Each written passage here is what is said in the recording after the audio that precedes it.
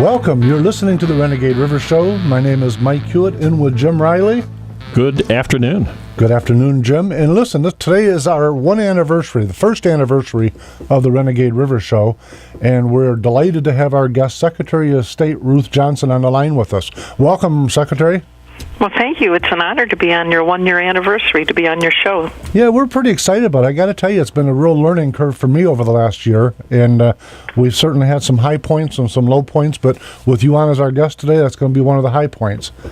Well, thank you. I always look forward to making sure that we can get information out to people, and that way, when they make decisions, especially when they go to the polls, that they can vote for who they really think is going to do the job. And I thank you for getting out information about issues to the people so that they can make good decisions. You know, mostly we have a lot of fun doing that. Tell me, if I could get your Secretary, tell us a little bit about the FAIR program that you're working on. Well, FAIR, our FAIR initiative, FAIR stands for Fighting Auto Insurance Ripoffs.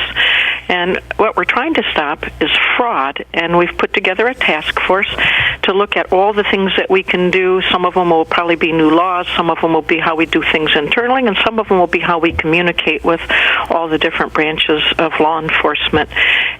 We knew it was a problem, some of the scams that are going on. There was an auto dealership that we closed down that was selling cars, used cars to people and selling them insurance, and the insurance was all bogus. It was fraudulent, and of course, the only time you really find out is when you get in a accident and then there's a claim, and so people were being taken advantage of.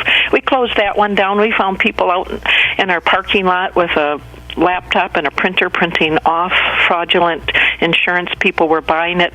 Some of them, probably most of them, knew it was fraudulent. Some of them, you know, if it sounds too good to be true, it is. And you have to really guard yourself and be careful.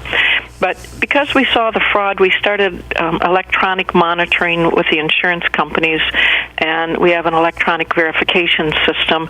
And what we saw with that system was, it was really astounding, the amount of invalid and fraudulent insurance that people are driving with out in Michigan. And again, some of them are taken advantage of, and some of them participate knowing that it's fraud. So we decided to do a one-day snapshot across this state, and we have 131 branches, and of course a couple of them in the UP are open just a day or two a week. So it was 128. 3 of them were closed that day. We did a snapshot of all the paper insurance that people brought in, not the electronic ones, but the paper ones. And it was a bit startling to see what the numbers were out there. Actually, 16.1% were fraudulent out of 3,400 paper certificates. That's 552 invalid or fraudulent. We saw whiteout. We saw... And one person that was cheating, they mistakenly used our own branch office fax number on their forged policy. We've seen advertised fake insurance on Craigslist. That guy's in a lot of trouble if he's convicted. He's been charged with a number of felonies. And nearly 30 people turned in fake insurance with an official-looking QR code on it that you use with a smartphone. And when you scanned it, it took you to a document that reads, "Llamas are so cool." But I'll tell you, llamas fraud are certainly cool. is not. Yeah, we've even they've gotten so sophisticated, these people that sell bogus insurance, to some unsuspecting people, and some I would think probably know, but they have fake help desks that verify the phony insurance when our clerks call. We even have a former insurance agent that's using old forms, and again, they're tricking people. So we knew we need to do something, and we need to do it fast, because the cost to the honest people in this state is staggering, just staggering. We have a fund that we all pay into for uninsured and catastrophic funds, and it's a statewide fund to settle claims from accidents where someone does not have insurance. And the cost to us now annually is $220 million that's tacked onto all of our insurance. And that fund grew 47% between 2007 and 2011, just over 4 years, just because of the sheer number of claims stemming from these accidents involving uninsured motorists. Ruth, I've got a question on this. It sounds like what you've explained so far has been the situations where the person who was presenting the proof of insurance that was fraudulent was in many cases a victim, although some cases a willing a participant in the fraud. But I have seen, even here in Muskegon County, and I'm sure you, in your driving around, you may have seen somewhat similar, but there have been these storefront auto insurance companies that have been set up. I know there was the one here in Muskegon County was called LA Insurance, I believe. And they had car insurance pay by the week. And pretty clearly, paying by the week is going to be effective for some folks who don't have a lot of money, going to pay a small amount. But it certainly opened the door for someone to get a policy, pay the small amount down, and then cancel it. Get the valid insurance form, the proof of insurance, and then cancel it shortly thereafter. Is your plan? I know you can't do everything at the same time, but will your endeavors be going after this truly, clearly fraudulent activity? Well, it's legal to sell it by the week. We certainly have had discussions, and we've had one task force meeting about should we have insurance that you can only buy by the week, considering the number of people then that never pay past that. And by the way, they pay dearly for that week. But none of that money goes into the uninsured or catastrophic claims. Correct. So none of those people are paying if they quit paying on their insurance. So we're looking at ways that we'd have an electronic verification that would come in very often. We've already cut the time in half. We're looking at what we can do that's realistic with a computer system that we could get that information to law enforcement. And just by doing what we've done so far, we have increased the number that we have invalidated that are out on the road 10 times. We've gone from 431 that we suspended the vehicle registrations in 2011. So far this year, we're up over 4,300. So we're up 10 times higher than we've been. So we're taking a very active stance against people that are driving without insurance, because the rest of us are paying for that, and that cost at $220 million that we all have to pay to try to cover the people that are not insured through our insurance, which raises premiums, of course.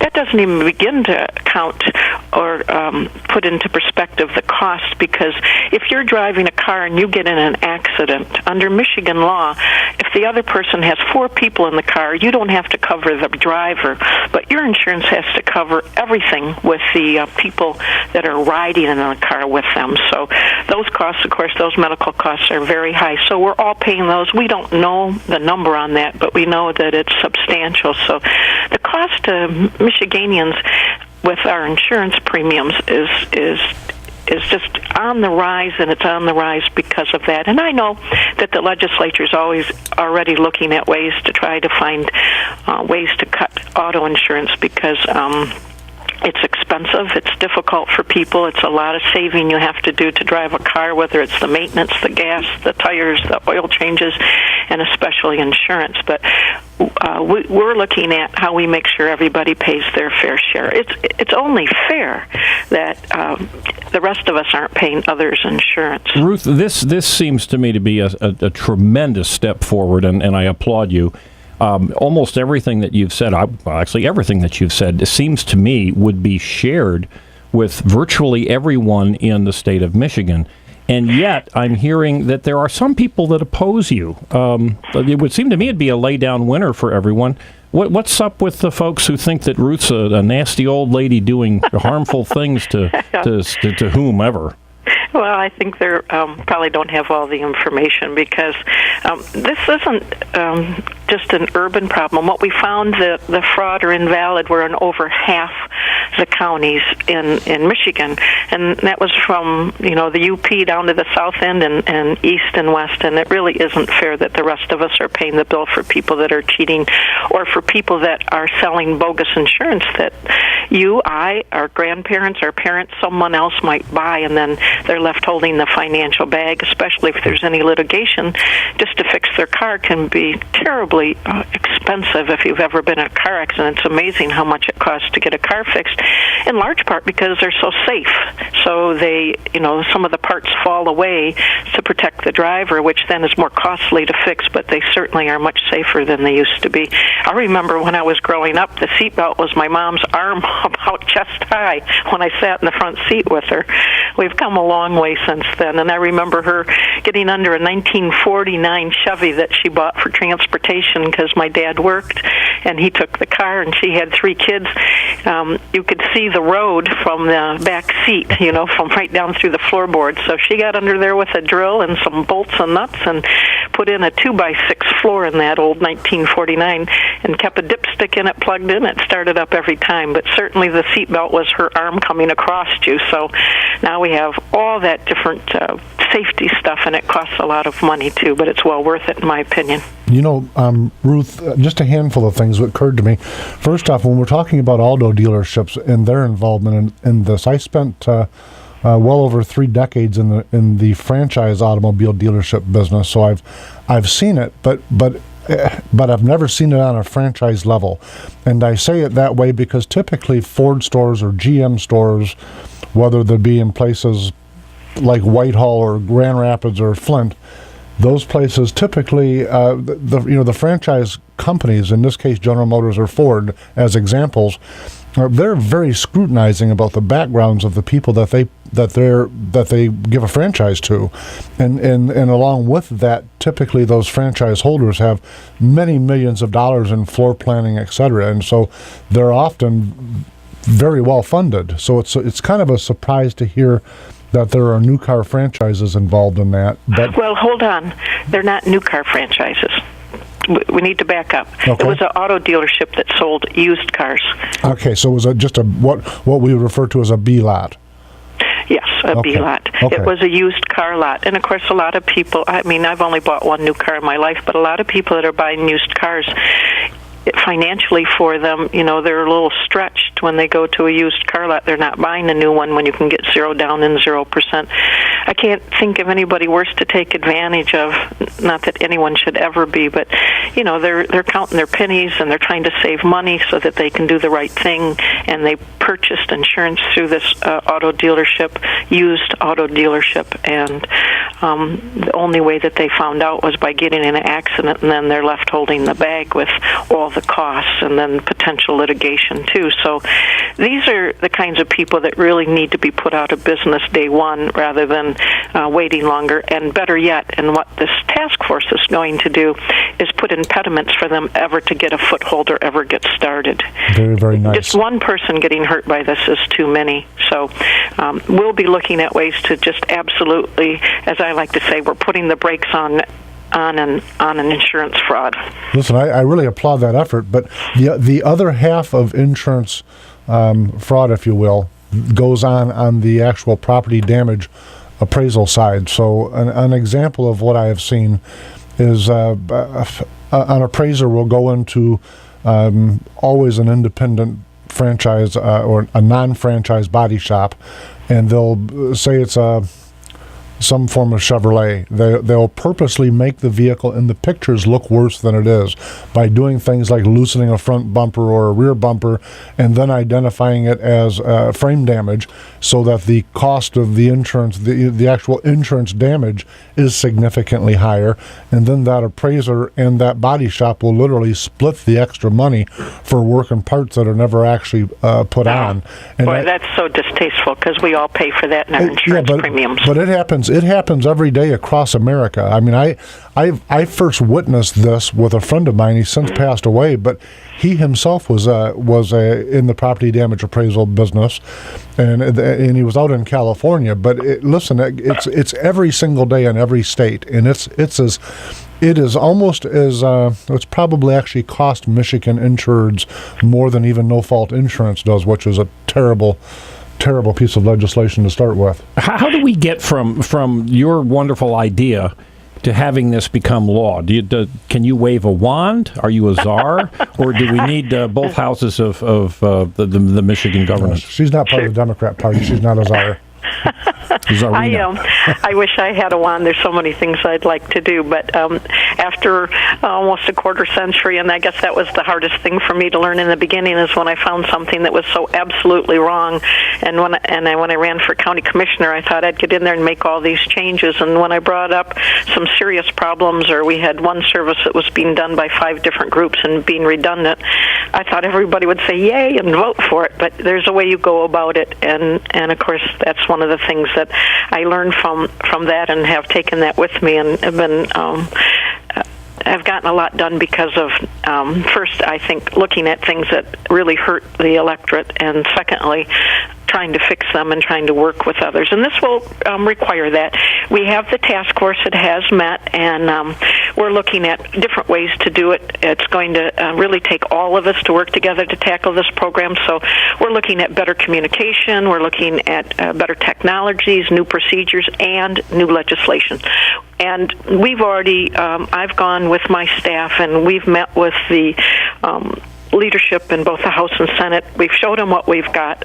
They applaud the efforts and would like to support making sure that we have a fair system that works for everybody. So I think that we will be able to work it through, and we will be able to fix these problems. It just will take everybody carrying their load, and of course there's always an expense, but I have found that in government that for every nickel you put towards resolving and stopping fraud, you get a quarter back. There is a payoff on it, and then of course this one, we already know the numbers are very high, and when you're looking at 16.1% from the UP down in East and West, then you know that you have a serious problem that's worth right now trying to find some resources to be able to put together whatever that we have to do. Most of it should be able to be done through technology and law enforcement and cross-communication, but it may require one additional person in our office to be able to head this up. I got to tell you, Secretary, I think you're on the right path. We need to go to a break. Please stay with us, because I've got a whole bunch more questions between Jim and I for you. And folks, we'll be right back. Thank you, Mike. Welcome back. You're listening to the Renegade River Show. My name is Mike Hewitt. I'm in with Jim Riley today. And on the air with us is Secretary of State Ruth Johnson. Ruth, welcome back. Thank you. I want to segue into a different area if I can. There's a little bit of confusion I'm seeing when I Google your name, Secretary, that you sent out 600 and some letters, and it looks like the media didn't like whatever you said in the letters. What's that all about? Well, we're trying to clean up our qualified voter file. The Pew Center on the state said that Michigan had 102.8% of the qualified and eligible electorate registered to vote in 2008. You don't have to be a mathematician to know that 102.54 is just plain wrong. So we took a look at where the problems were, and we found basically 3 areas. One are people that died. So we signed a subscription with Social Security Administration and found 50,000 dead people that were still on our voter rolls. We're going one by one. We have most of those taken off now. We found 2 live people in that list. So, of course, we were being very careful on how we do it to make sure that we get it cleaned up. Secondly, we had about 70,000 people until the last 2 years leaving this state because of the economy here. Now we're the comeback state. We're one of the top in the nation, but there for a while things were awful tough. So people were leaving, and they were getting registered in 2 states, and by accident we found that some were voting in 2 states. So we're putting an end to that. We joined the Kansas Project, and there's over 20 states involved in that, and we cross-check our data, and we found over 100,000 people that are still registered in 2 states. So we're working with Congressman Candace Miller, who people often get me confused with because she used to be the Secretary of State, and she's going to help us have a law that said you can only be registered in 1 state. That's just basic common sense. And then third, of course, we're non-citizens. The federal government for 34 years said that we must ask everyone that comes into our office if they wanted to register to vote, which seems like a great idea, but I guess the unintended consequence was that people that were non-citizens were asked. And a lot of them didn't speak English, and so when they were asked repeatedly to sign something, they did. And our staff would be, they would be written up if they didn't ask. So they were very convincing that people should register to vote. So the people registered, and then every 10 years, we send them a new registration card because there's redistricting based on the census, and it has their name and the name where they're supposed to vote. So some people who registered, I would suspect the vast majority did it and didn't know that they weren't supposed to, and some have voted. So we have a list of over 600 people that we validated 3 times with the federal government against their records. And these are the ones that we've slowly accumulated over the last couple of years. Before that, there was no way for us to do that in our office. So we sent out those letters and said, if you have become a citizen since we got this data, that's great. Please exercise your vote to write. If you're not a citizen, you need to let us know so we can get you off the qualified voter file. You're not qualified and you don't belong on there. We've had dozens of people call us and say thank you for alerting me and telling me, and have been asked to be taken off the qualified voter file because they're not a citizen. So I think this is all just basic common sense. It's constitutional. It's fairness. Every time you have someone vote that's not supposed to, you dilute, you disenfranchise a voter of this state. And that's very important to me. That's my job as your Secretary of State, to make sure that we have voter integrity. And by getting these people off the rolls, it also helps them. Because if they vote, it's a felony. And we've had a number of them that have been prosecuted. There is a man from Kalamazoo that owned a restaurant house. His family was here. He was on a 5-year path to become a citizen, a wonderful addition to America, to Michigan, and to his neighborhood. And in Indonesia, where he's from, you must vote. It is the law. So he got the voter registration card. He checked it when he came. He didn't speak English. He got the card. He felt it was his civic duty to vote. He did. And after 5 years hard work and doing everything right, he was told he was going to be deported, because that is one of the consequences. It's a felony deportation, and or not being able to become a U.S. citizen if you commit a felony. So he got an attorney, and I think he's fought his way through to a certain point, because I know that in his case it was absolutely not on purpose. There's a woman in Berrien who just spent 10 days in jail for voting. She was not a U.S. citizen. She has kids at home. Anybody that's a mom or a dad knows the jail time wouldn't be good, but being away from her family would be horrible.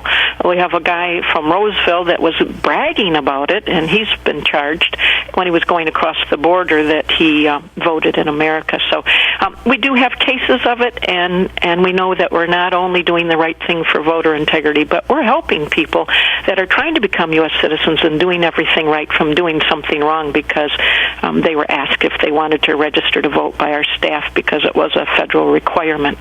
Well, Ruth, once again, I applaud your goals here, and apparently some disagree with your methods and probably your goals also. Again, this seems to be a no-brainer, but there are groups that have, as Mike has just said, that are complaining, that are upset with what you're doing, and I know that you're trying to be kind, but while there may be the aberration of someone from Indonesia who your anecdote, who maybe made a mistake in voting, but we know that there is massive voter fraud throughout this country. I had John Fund's partner Han von Spakowski, who they wrote, and I'm sure you're familiar with the book, a book out detailing voter fraud, not just now, but even the history in the United States, called Who's Counting? By the way, I've had John Fund and Hans in to speak to groups before, because I think what they are telling us is very important. The integrity of elections is the foundation of our democracy, our republic, our constitution, our way of life, our justice. Well, that's right. But the problem is that there are the very large groups, very powerful groups, so certainly many of them within the Democrat Party, who are opposing their goals and your goals. I don't think that we can win this battle, and it truly is a battle, especially the way that you've been treated by some of the newspaper reports in both of these attempts, both of these endeavors with the insurance and with trying to protect protect my votes being counted as opposed to being crossed out by a crook, a felon. But don't we need to at least kind of point a finger at those groups, Acorn being one that's now reconstituted itself, but those groups that are actually fighting to continue these frauds throughout our state? Well, it's never good when the media just picks out, and there are some that will. I've noticed, one little. They don't show the whole picture, and that doesn't help anybody really. And I think it's so important that the media do. They are going to be responsible. One of the things that we do, of course, that you don't hear is that we send a postcard to every 18-year-old that has a driver's license or a state ID, which is the vast majority now, just a handful that don't in this state, and it's usually for some reason. But we send out a birthday card to everybody that turns 18 that says, it's your 18th birthday, happy birthday, but please remember to register to vote. When they come in, we ask them if they'd like to register to vote, if the records show that they're not voted when they come in for a driver's license or state ID. And, there were 664,000 people that didn't have ID at one time in Michigan, and then the federal law changed and said you couldn't be on any assistance program unless you had state ID. And so what happened was those people went out and got ID. So really the people that are low income that have been on assistance, they have to have it. So that's not, a lot of times I hear the statistic over and over and see it in the paper that 664,000 people don't have ID in Michigan. Absolutely not true. It's just a handful. And some people, like my mother-in-law who has Alzheimer's and thinks Roosevelt, she doesn't have an ID, but that's good reason, right? So when I see the newspapers print that's 2007 data. That's certainly not past 2008. We register people all over with our mobile office. We've gone to all the universities to do that, 3,000 miles. Our communication team continues to work hard, and we go to the naturalization ceremonies and ask people as soon as they become citizens if they want to. I think it's really divisive not to paint the whole picture and let people make decisions from there. But that has happened. There's no doubt about it. It's not a good thing. And I think what I find most frustrating right now is that in Washington, D.C., they have all of this data. We have a snapshot of probably about a fourth of the data since we've been collecting. The other 3/4, we don't have it. And I've asked the federal government, even went to Homeland Security and met there with Janice Napolitanto's deputy with my staff, and we've written letters and Social Security Administration to Homeland Security, even to the President, and said, please help us. And I belong to the National Association Secretary of States, and on the election committee we also sent a resolution because it isn't just a Michigan problem, it's a problem all over, asking for their help. And it's really fallen on deaf ears. They don't even respond. They told me that they would respond when I went there in January, and it'll be 2 years come this January, and, I'm not holding my breath. They really haven't been helpful. And really, when you can clean up the qualified voter file, it makes it easier to look at how to make elections more convenient when they're more secure. And I think they've done a great injustice to trying to make voting more convenient, because when you have a bad QVF, it's very hard to expand. I think you're right, Secretary, but I got to tell you, I think it doesn't go to the agendas that we share is not the same agenda that they have. And just anecdotal, let me tell you, back a few years ago, I used to fly back and forth from Vegas, a business there, and my father was sick here, so I was doing a lot of flying back and forth. And on one of those trips back, I got stuck on a layover with a group of during the layover, sitting in one of those extension restaurant / bar areas. I found myself sitting with a group of Democrat staffers that were on their way back to D.C. And at the time, in the news was on in the background at this bar restaurant, and they were talking about voter problems then.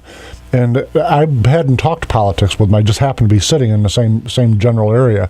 But they went off into a great explanation amongst themselves, and inevitably included me, about why we need global registration. And they were very, very serious. Their rationale was the United States impacts everybody in the world, and therefore everybody in the world should have a say in who we elect. Wow, that's scary. Yeah, but these folks were staffers in D.C., so we're not talking about some screwball that doesn't have a voice. We're talking about people that inevitably will push agenda. And even before the show started today, when Jim Riley and I were talking in preparation to have you on, I can't get my head around the concept that people don't think you should be a citizen or that you should have to be a citizen to vote in our electoral process. I that's such a foreign thought to me. I can't understand it at all, Ruth. Yeah, I think it's important to remember, and I come from a family where my mom was a Republican and my dad was an immigrant and a Democrat, and so we always had interesting conversations. I think you'll find the mainstream Democrats as well as the mainstream Republicans do believe in voter integrity. They do think that it should be an American that votes, and I think the polls have shown that too. But then we have operatives, and the operatives, have drank the Kool-Aid, and they'll push as hard as they can. And I think, the common sense America has to stand up to that kind of stuff, because it's not something that's just simple and easy and who cares. It's the foundation of our whole country. It is the foundation of the justice and the freedoms that we have, our republic, our way of life.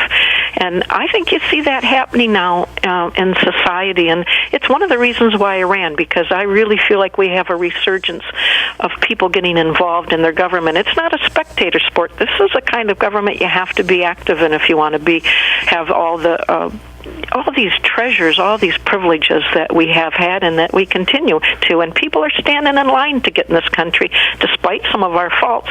It is a great country made up of it's a wonderful melting pot of people. And what we have, there's no place else on earth. And I've been to all the continents but one backpacking, and I can tell you this, I'm so fortunate, so blessed to have been born in America. When you talk about backpacking, a big grin burst onto my face. We had, as a guest on the show a few weeks ago, we had Barb Vanderveen. Oh, yes. Yep, and she was up on Mackinac Island, and she was talking about the fact you weren't available because you were out kayaking. It was like 50 degrees and windy out. What's she doing? Yeah. Well, I bought a bunch of stickers and put them on my boat, and my kayak has a sail on it. I have expresssos.com because we've had over 4 million people use that since October 2 years ago, and it's really shortened our lines. You can go online now. You can print and go your tab. You just print the receipt. We'll get the tab to you in a week. So if you waited to your birthday, you don't have to stand in line. Stay with your family and friends. Don't come into one of our 131 offices. So I have a sale because with that on there, because I don't have a lot of money to spend on advertising, and I thought, well, that'll be kind of unusual if I'm out in the Straits. And the first time was May 31st, and then here about the third week of September. But I've got all the gear. I got the neoprene, and it is the way that it's my biggest hobby for just enjoying. I go out, although I have to admit I put my cell phone in a little plastic bag around my neck so I can do work out there too. But there's nothing quite as nice as kayaking in Michigan. It is one of the most beautiful states and places in the world, and we have 1/5 of the world's fresh water in and around Michigan. What we have here is so special, and I try to do it as often as I can, and I usually go right up into the first week of December. Actually, 2 years ago, I went out on my birthday, which my husband wanted to know what I wanted to do for my birthday. I said I want to go kayaking, and it wouldn't be unusual, but my birthday is January 8th, and the water was actually open, and that's what I did for my birthday. Just wore like you do when you go snow skiing, the stuff you need to. Not for me, because I can't keep my boat up. I tip over like the guy on Laugh-In every time. But Secretary, we're out of time. And listen, I want to thank you very, very much for being on the show with us today. I appreciated you celebrating our first anniversary, and I look forward to having you on again. Well, happy birthday, happy anniversary. There you go. Thank you very, very much for Have what you're doing, Secretary. Thank you.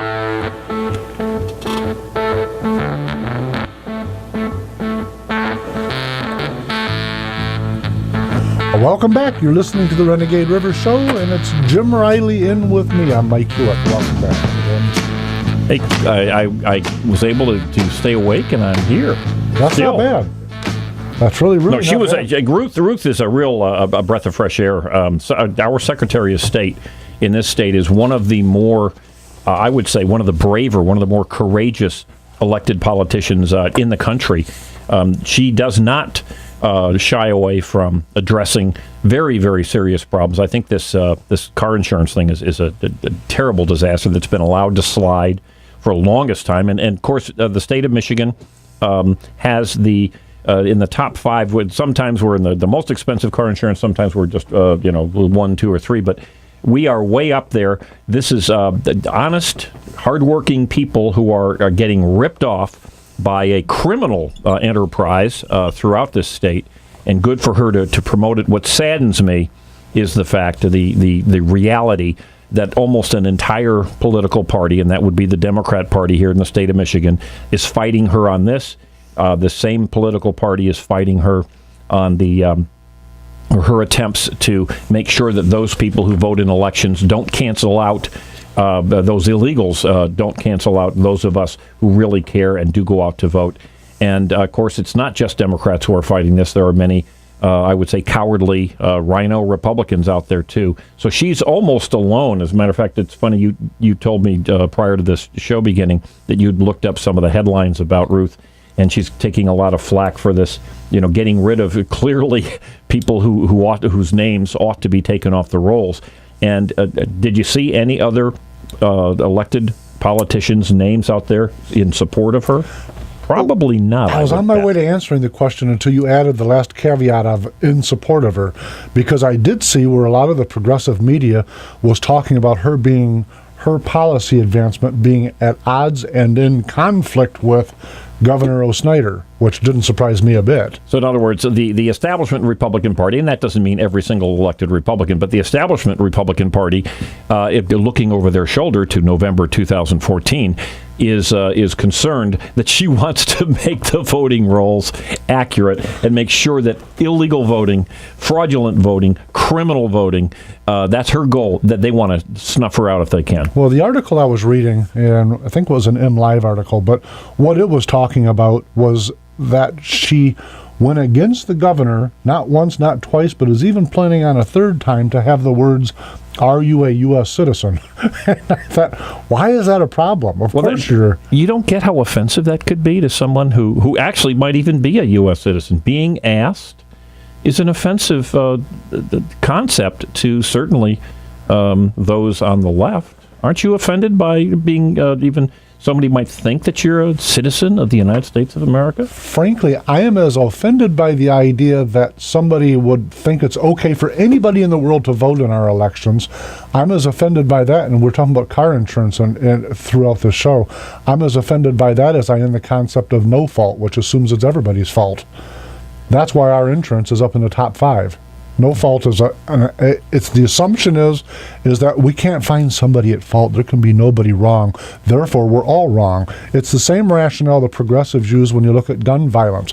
You have 1% of the society that are a bunch of nitwits, and so they want to strip the rights of 99% of the rest of the people. And I go, what? We're all guilty of what these morons did?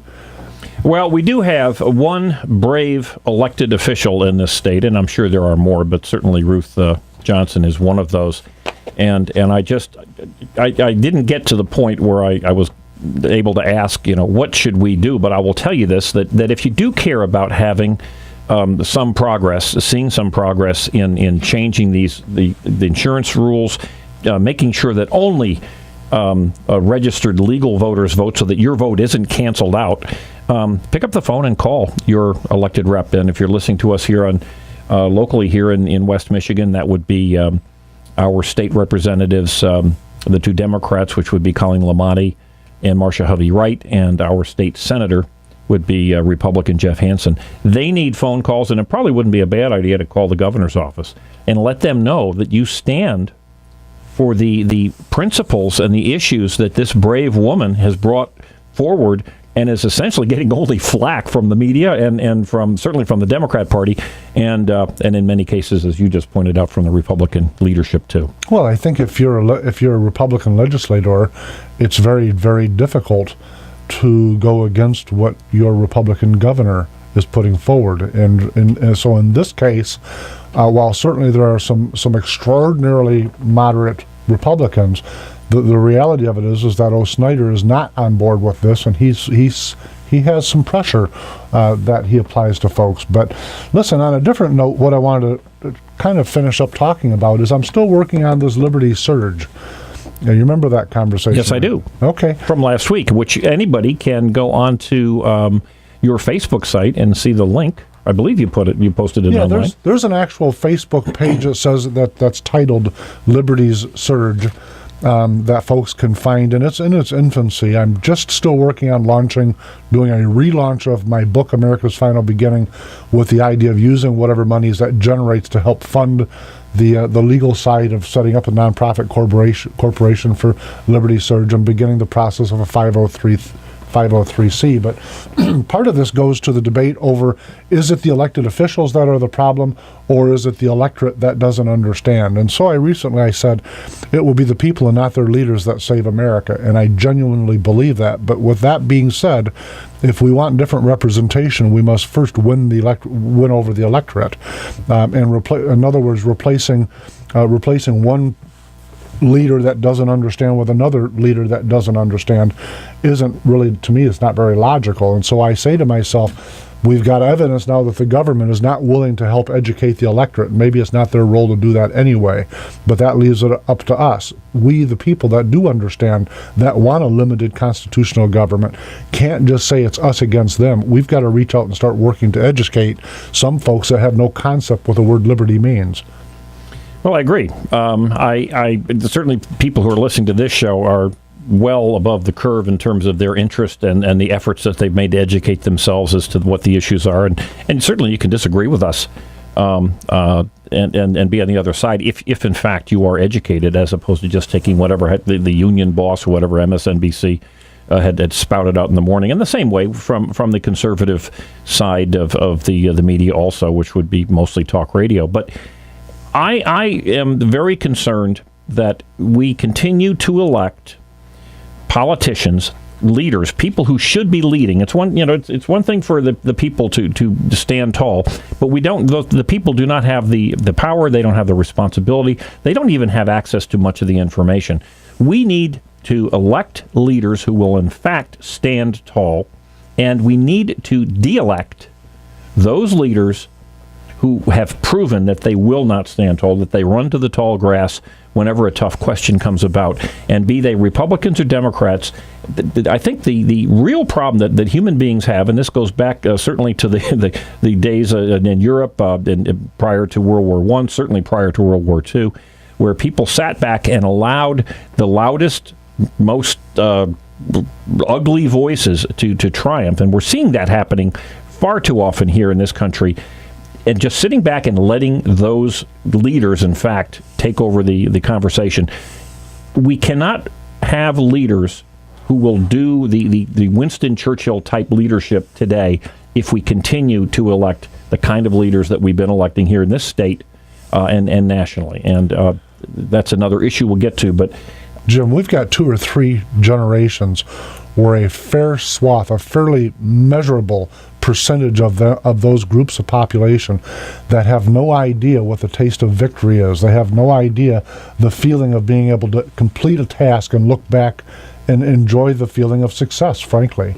And yes. And so when they don't have those feelings, when we've robbed them of the mother of necessity that causes people to get up every morning and go to work, we can't expect those people to vote with the same type of thought process that a person who has worked and earned and moved. They're going to vote differently, and that's what we're seeing. And people like President Obama have done a really great job at widening that spread of people, the sheer raw numbers of people that really don't know the concept of liberty. Well, there's a way to fix that, and Yep. and your way, I think, is one very, very honorable and valid path. But there's another way also, and there was a meeting just held this week to discuss in Muskegon Common Core.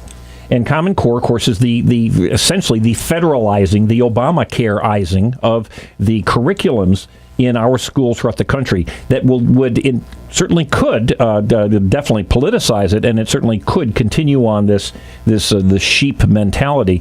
And the interesting thing is that out of Kalamazoo, a very bright woman with a math degree, a mathematics degree from the University of Michigan, came. There was the church was almost full, and the superintendent, the very, very well-paid superintendent from Muskegon Intermediate School District, was supposed to be on the other side of the conversation, making a presentation, a half-hour presentation on the benefits of Common Core, and then they had an hour set aside to accept questions. At the last minute, on the day of that event, Superintendent Dave Sipka just chose not to show up. He didn't bother sending anyone else.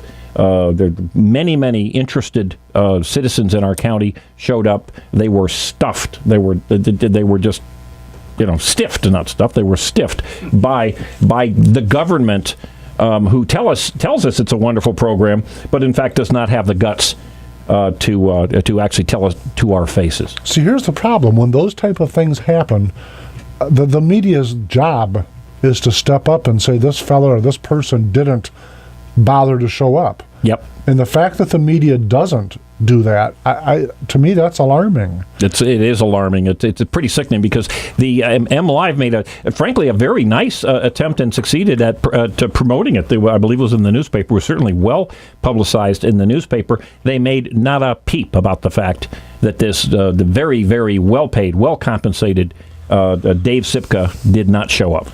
Tell me this now. You attended the meeting. Yes, I did. I videoed it. Are you pro or against? Where are you on Common Core? Well, since I only heard the negative side, my view is that it's exactly the wrong thing to do.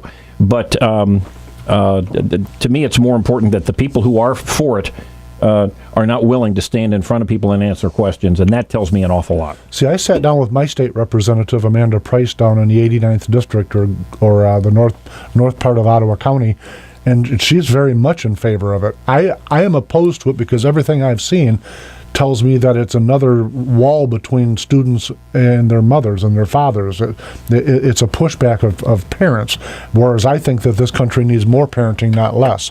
So that's my concern. It's even worse than that, though. We ought to have a show on that because the features of this seemingly innocuous program are amazing. We had Melanie Curtis on back in May, and we discussed it. But let's do it again. Melanie was the speaker who was here earlier this week. Very nice. Listeners, thank you for listening to our first anniversary show. And Jim, thank you. I appreciate your help. I loved every minute of it. Oscar, thank you.